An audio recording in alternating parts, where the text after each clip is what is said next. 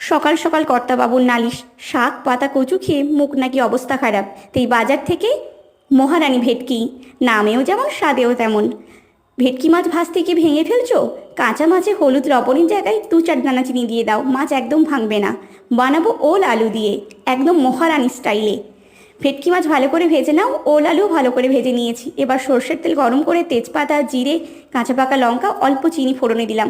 তারপর বেশ খানিকটা কুচনো পেঁয়াজ, আদা রসুন আর শুকনো লঙ্কার পেস্ট, তারপর জিরে ধনে, সামান্য পরিমাণে চারমগজ, পোস্ত, কাজু বাদাম, সঙ্গে গরম মশলা, প্রয়োজন মতো হলুদ লবণ আর একটু রঙের জন্য কাশ্মীরি লঙ্কার গুঁড়ো। মশলাটা বেশ ভালো করে কষিয়ে নিয়ে ওল আলুটাকে দিয়ে বেশ খানিকক্ষণ কষাবো। তারপর বেশ খানিকক্ষণ জলে সেদ্ধ হতে দেবো।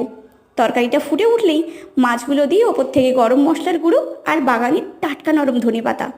একদম মহারানী স্টাইলে ভেটকি তৈরি। গরম ভাতে সার্ভ করলাম।